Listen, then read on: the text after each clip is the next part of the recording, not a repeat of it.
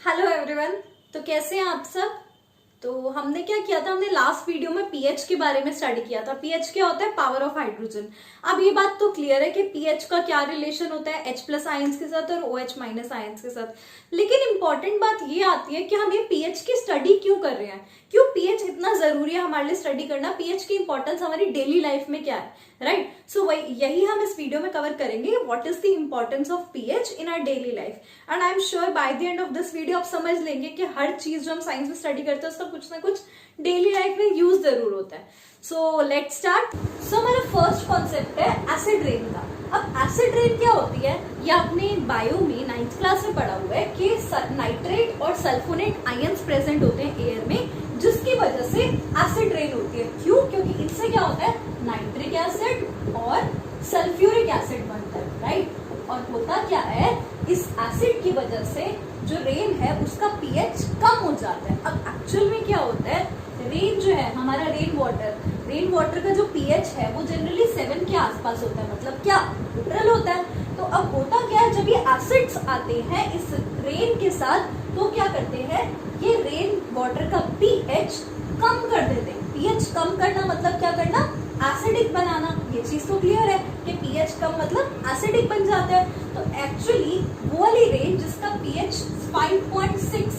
5.6 या उससे कम हो तो उसको क्या कहते हैं, उसको एसिड रेन कहते हैं। अब ये आपको पता होगा कि एसिड रेन प्लांट्स को बहुत हार्म करती है, राइट। और सिमिलरली क्या होता है, जब ये वाटर बॉडीज में एसिड रेन जाती है तो वाटर में भी एसिड चला गया। और एक्वाटिक एनिमल्स क्या करते हैं, aquatic animals water oxygen dissolve in water लेते हैं, है ना, वो वाली ऑक्सीजन कंज्यूम करते हैं जो वाटर में ऑलरेडी प्रेजेंट होती है। अब क्या होता है, उसमें ऑलरेडी एसिड चला गया एसिड रेन की वजह से, जिसकी वजह से एक्वाटिक एनिमल्स का सर्वाइवल डिफिकल्ट हो जाता है। तो ये हो गई हमारी पहली इंपॉर्टेंस ऑफ पीएच, कि हमें पता चल गया कि पीएच 5.6 हो गई है। हमने चेक कर लिया वाटर की पीएच 5.6 से उससे कम है, तो हमें पता चल गया कि हाँ एसिड रेन वाला वाटर मिला हुआ है इसमें, और जिसकी वजह से एक्वाटिक एनिमल्स क्या हो रहे हैं, उनका सर्वाइवल मुश्किल हो रहा है। नेक्स्ट चीज, pH range of human body. अब आपने एक चीज पिछली वीडियो में देखी थी कि हमारा जो ब्लड होता है उसका पीएच होता है 7.4। ब्लड का पीएच होता है 7.4, मतलब 7 के आसपास ही होता है। अब ऐसे ही हमारी जो ह्यूमन बॉडी है उसमें जितने भी प्रोसेसेस चलते हैं, जैसे रेस्पिरेशन, एक्सक्रीशन, डाइजेशन, ये सारे के सारे प्रोसेसेस एक पर्टिकुलर पीएच रेंज पे ही होते हैं। वो रेंज आप रफली ले लो 7 से 8 के बीच में, यानी हमारे जो न्यूट्रल है, न्यूट्रल के आसपास ही रेंज होती है। अगर न्यूट्रल के आसपास हमारे पीएच हो बॉडी का तभी लाइफ प्रोसेस होते हैं। तो आई होप ये वाली चीज आप समझ गए हो। अब हम नेक्स्ट चीज पे कंटिन्यू करते हैं। सो नेक्स्ट है हमारी इंपॉर्टेंस पीएच ऑफ सॉइल। तो होता क्या है, हर प्लांट का एक अपना सॉइल टाइप होता है ना, कि हर जरूरी नहीं है कि हर प्लांट नॉर्थ इंडिया में भी ग्रो कर रहा हो और वही प्लांट साउथ इंडिया में भी ग्रो कर रहा हो, है ना। तो अब क्या है, क्योंकि सॉइल जो है, सॉइल की क्वालिटी अलग अलग होती है नॉर्थ इंडिया में, साउथ इंडिया में, या कोई भी अलग अलग रीजन में, आउटसाइड इंडिया भी, है ना। तो होता क्या है, पीएच पे डिपेंड करता है कि प्लांट कौन सा ग्रो करेगा, क्योंकि पीएच पे डिपेंड करता है कि सॉइल टाइप कौन सा है। जैसे कि एक एग्जांपल लेते हैं हम, एक प्लांट है, लेट सपोज रोज हमारा ग्रो करता है एक पीएच रेंज 5 to 6 में। मैंने सिर्फ एक ऐसे ही एग्जांपल ले लिया कि हमारा जो रोज है ना वो तब ग्रो करेगा, रोज का प्लांट, जब पीएच होगी सॉइल की पीएच की बात कर रहे हैं ना, 5 to 6। अब हुआ क्या, बाय चांस किसी भी रीजन की वजह से ये पीएच चली गई 7 के आसपास या फिर चली गई 4 के आसपास, तो होगा क्या, ये वाला प्लांट ग्रो नहीं कर पाएगा वो वाले पर्टिकुलर रीजन में, है ना। तो मतलब कि पीएच बहुत इंपॉर्टेंट रोल प्ले करता है किसमें, सॉइल टाइप में। मिट्टी अच्छी होगी उसका पीएच ऑप्टिमल होगा। ऑप्टिमल का मतलब होता है वही जो चाहिए वैसा ही। तो ऐसे ही हर प्लांट का एक अलग अलग होता है, जरूरी नहीं है कि आपके जो रीजन का पीएच है वो 5 to 6 ही होगा। हर प्लांट का अलग अलग पीएच टाइप होता है, तो उस पे अगर उस पीएच में वो प्लांट ग्रो करता है तभी अच्छी ग्रोथ होती है प्लांट की, वरना नहीं होती। अब यही तो रीजन होता है कि हर एक रीजन में अलग अलग टाइप के प्लांट्स होते हैं, क्योंकि हर एक रीजन में अलग अलग टाइप का सॉइल है। और वो किससे पता चला हमें, हमने पीएच वैल्यू देखी, सॉइल में क्या पीएच वैल्यू, हमने देखा कि अलग अलग रीजन्स में अलग अलग पीएच वैल्यू है सॉइल टाइप की। तो आई होप ये वाली चीज समझ आ गई हो। नेक्स्ट फैक्टर पे आते हैं हम, है ना। समझते हैं pH of our digestive system. Actually हमारे स्टमक में हाइड्रोक्लोरिक एसिड है, और हाइड्रोक्लोरिक एसिड का काम क्या होता है, वो डाइजेशन में हेल्प करता है। तो कभी कभार क्या होता है, ये हाइड्रोक्लोरिक एसिड एक्सेस क्वांटिटी में रिलीज हो जाता है, जिसकी वजह से एसिडिटी की प्रॉब्लम प्रॉब्लम हो जाती है। अब ये एसिडिटी जब हो जाती है तब आप लेते हैं एंटासिड्स। पहले समझते हैं एंटासिड्स क्या होते हैं। एंटासिड्स वर्ड आया एंटी एसिड से, इस वर्ड से आया एंटासिड्स। इसका मतलब होता है कि जो ये एसिडिटी हो गई ना, तो इसको कम करने के लिए, इसका इफेक्ट न्यूट्रलाइज करने के लिए। न्यूट्रलाइज वर्ड का मतलब क्या था, जितना ये है, जितना एसिड है उतना ही बेस डाल दो ताकि वो न्यूट्रल हो जाए, है ना। तो एक्चुअली क्या होता है, आपने वो एड भी देखी होगी इनो वाली कि भाई एसिडिटी हो गई, काम शुरू 6 सेकेंड्स में। तो उसमें होता क्या है, इनो में यही होता है, मैग्नीशियम हाइड्रोक्साइड और सोडियम बाइकार्बोनेट। मैग्नीशियम हाइड्रोक्साइड और सोडियम बाइकार्बोनेट ये दोनों क्या है, ये दोनों एंटासिड्स हैं। एंटासिड्स का काम क्या हुआ, ये जो एक्सेस ऑफ एसिड है ना, इसको न्यूट्रलाइज करना। न्यूट्रलाइज करना का मतलब क्या हो गया, इसका इफेक्ट खत्म करना। कौन से, ये वाला जो एक्सेस ऑफ हाइड्रोक्लोरिक एसिड हमारे स्टमक में चला गया। तो पीएच हमें पहले पता चला कि हाँ पीएच ज्यादा हो गया स्टमक का, उसकी वजह से एसिडिटी हुई है। और एसिडिटी हो गई तो हमने क्या लिया, एंटासिड्स। एंटासिड्स क्या है, एंटी एसिड्स ही है, मतलब एसिड्स के उल्टे ही है। एसिड्स के उल्टा क्या हुआ, बेस हुआ ना।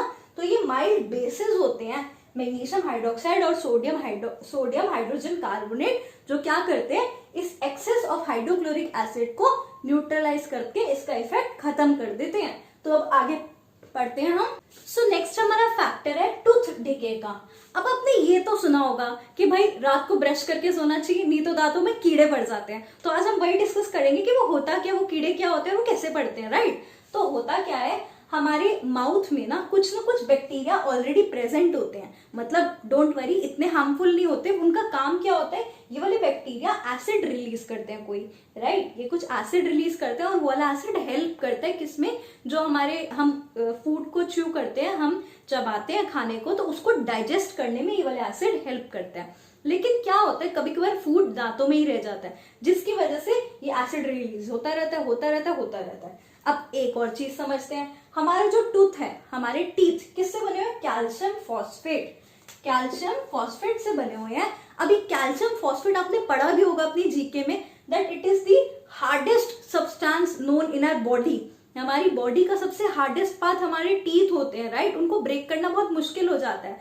तो जब ये एक्सेस ऑफ एसिड चला जाता है हमारे दांतों में, तो क्या होता है, इस एसिड की वजह से ये टीथ ब्रेक तो नहीं हो सकते क्योंकि टीथ बहुत हार्ड है, लेकिन करोड होने लग जाते हैं। करोड होने का मतलब क्या हुआ, खराब होने लग जाते हैं। जो आप बोलते हो ना कि भाई दांतों में कीड़े पड़ गए, वो कैसे होता है, रात को ब्रश करके नहीं सोए, या मीठा खा लिया, या फिर बहुत ज्यादा क्वांटिटी में मीठा खाया, या बहुत ज्यादा क्वांटिटी में कोई चीज खाई, अच्छे से ब्रश नहीं किया, इन सब वजह से कीड़े पड़ जाते हैं। तो वो यही होते हैं कि हमारी जो बैक्टीरिया होते हैं ना, वो एक्सेस ऑफ एसिड रिलीज करते रहते और उसकी वजह से हमारे दांत करोड हो जाते हैं, मतलब कि खराब हो जाते हैं। तो उसकी वजह से हमें करना क्या चाहिए, वी शुड यूज टूथपेस्ट। ये तो आपको पता ही है, फॉलो करो ना करो पता तो है ये वाली चीज। टूथपेस्ट में होता क्या है, अब ये समझते हैं, अभी इंपॉर्टेंट चीज है। टूथपेस्ट में माइल्ड बेस होता है, राइट। हमारे पास क्या हुआ, एक्सेस ऑफ एसिड रिलीज हो गया। टूथपेस्ट में क्या है, माइल्ड बेस है। और माइल्ड बेस की वजह से क्या होता है, ये जो एक्सेस ऑफ एसिड है, इसको क्या करता है माइल्ड बेस, न्यूट्रलाइज कर देता है एक्सेस एसिड को। यही होता है ना, जो एक्सेस एसिड रिलीज हो गया तो इसको न्यूट्रलाइज करने के लिए कुछ चाहिए, क्या चाहिए, उसका ऑपोजिट बेस चाहिए। तो बेस, माइल्ड का मतलब हो गया बहुत स्ट्रॉन्ग नहीं, वीक सा ही चल जाता है। तो माइल्ड बेस यूज होता है, वो क्या करता है, इस एक्सेस ऑफ एसिड को न्यूट्रलाइज कर देता है। अब नेक्स्ट पार्ट पे आते हैं। टिल देन अगर आपको मेरी वीडियो पसंद आ रही है तो लाइक जरूर कीजिएगा। नेक्स्ट स्टार्ट करते हैं, है ना। सो नेक्स्ट पॉइंट समझते हैं हम पीएच का, self defence of animals and plants. अब एक इंटरेस्टिंग सी चीज देखेंगे, आपने कभी देखा होगा मधुमक्खी जब काट जाती है, हनी बी जो होती है वो काट जाती है तो बहुत ज्यादा खुजली होती है, इरिटेशन होती है। क्यों होता है ऐसा, क्योंकि वो उसके अंदर क्या होता है, मिथेनोइक एसिड होता है ना, एक एसिड प्रेजेंट होता है उसके बी, उस हनी बी के काटने में, राइट। वो वाला एसिड हमारी स्किन पे चला जाता है, तो उससे क्या होता है, बहुत ज्यादा इरिटेशन और बहुत ज्यादा पेन होता है। तो उसका क्या करना चाहिए हमें, जब ऐसा हो जाए तो बेकिंग सोडा यानी सोडियम कार्बोनेट, सोडियम बाइकार्बोनेट, जो पीछे पढ़ा था ना सोडियम बाइकार्बोनेट, वही NaHCO3, सोडियम बाइकार्बोनेट का यूज करना चाहिए। अब सोडियम बाइकार्बोनेट क्या करेगा, ये जो एक्सेस ऑफ बेस है, एक्सेस ऑफ एसिड है ना, उसको न्यूट्रलाइज कर देगा, क्योंकि सोडियम बाइकार्बोनेट क्या है, माइल्ड बेस है। बेसिकली क्या है, इसमें बी स्टिंग में एसिड रिलीज हुआ, हमें उस इरिटेशन, उस पेन से छुटकारा पाना है, तो हमें क्या करना चाहिए, एसिड को न्यूट्रलाइज करना चाहिए। न्यूट्रलाइज कैसे करेंगे, बेस डाल के, तो इसीलिए बेस डलता है mild base called sodium bicarbonate. अब आप मुझसे पूछोगे भाई ये बेकिंग सोडा कभी कभार घर में ना अवेलेबल हो तो क्या करें, आप सोचो जब हनी बी यानी जो मधुमक्खी काट जाती है तो क्या यूज करते हो, तांबा, है ना, या तो तांबा यूज करते हो जिसे इंग्लिश में कॉपर बोलते हैं, या फिर लोहे की चाबी या लोहे का कुछ आयरन यूज करते हो, है ना। अब ये तो यूज करते हो, तो आप बोलोगे भाई ये इसका क्या रिलेशन है इन सब से, है ना, लेकिन ये चीज तो आपको पता है कि मधुमक्खी या ऐसे कोई कीड़ा वीड़ा काट जाता है तो आप तांबा या लोहे की चीज यूज करते हो। अब समझते हैं ऐसा क्यों होता है, राइट। तो एक्चुअल में क्या होता है, ये कॉपर और आयरन इनके होते हैं ऑक्साइड्स फॉर्म, CuO और Fe2O3 या फिर कोई भी ऑक्साइड्स। अभी आप ये समझ लो कि ये आयरन और कॉपर क्या है, मेटल्स है ना, मेटल्स हैं, तो आयरन और कॉपर से उनके ऑक्साइड्स फॉर्म होते हैं, मेटल ऑक्साइड्स फॉर्म होते हैं। और मैंने एक पुरानी वीडियो में बताया था कि मेटल ऑक्साइड्स क्या होते हैं, मेटल ऑक्साइड्स का नेचर बेसिक होता है। जब मैं समझा रही थी ना metal oxides, non metal oxides, सब मैंने चीज समझाई थी कि मेटल ऑक्साइड्स बेसिक होते हैं। अब आपको समझ आ गया होगा कि हम ये यूज क्यों करते हैं, कॉपर ऑक्साइड या आयरन ऑक्साइड, मतलब तांबा या फिर लोहे की चीज क्यों यूज कर सकते हैं। आप ये वाली चीज बता भी सकते हो घर में कि हाँ आज हम ये वाली नई चीज सीखे, हमें पता है कि हम क्यों यूज करते हैं। जब हनी भी काट जाती है जब, तो हम ये वाली चीज आयरन और कॉपर, तांबा और लोहे की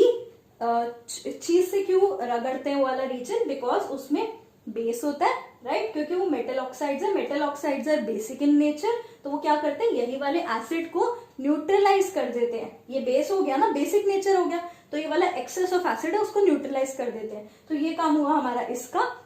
अब एक और चीज लास्ट समझ लेते हैं कि नेटल लीव्स हो गया, एक प्लांट है, नेटल प्लांट होता है, ये जनरली ऐसी जगहों पे होता है जैसे जंगल हो गया या फिर ऐसी कोई आइसोलेटेड जगह, वहां पे ये ग्रो करता है। तो नेटल लीव्स जो होती है ना, नेटल प्लांट की जो लीव्स होती है उसमें से भी ये वाले मेथनोइक एसिड रिलीज होता है। अगर आप उसको हल्का सा टच करके देखो ना तो बहुत ज्यादा इरिटेशन होती है, हाथ पे बहुत तेज की खुजली मचती है। तो उस वजह से क्या होता है, अब आपने मिथेनोइक एसिड को न्यूट्रलाइज करना है तो आप क्या डालोगे, यही कोई माइल्ड बेस डाल सकते हो, तो ये वाला एसिड भी न्यूट्रलाइज हो जाएगा।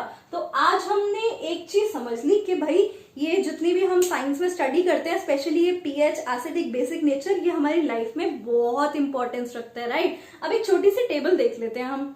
अब ये एक छोटी सी टेबल है जिसमें सारे जो हम नेचुरली एसिड्स यूज करते हैं अपने घर पे, जैसे विनीगर, ऑरेंज, टैमरिंड, टमेटो, मतलब जो जो चीजें हम घर पे यूज करते हैं उसमें कौन कौन सा एसिड प्रेजेंट होता है, ये उसकी टेबल है। अब इसमें कुछ समझाने का तो है नहीं, बिना बात के वीडियो एक्सटेंड होएगी। सो ये टेबल बस लर्न करने वाली है, आपको मेरे नोट्स में भी मिल जाएगी, एज इट इज इसको लर्न करना है। सो यही खत्म करते हैं video. This is it for today. Thank you so much and do like, share and subscribe to my video. See you again.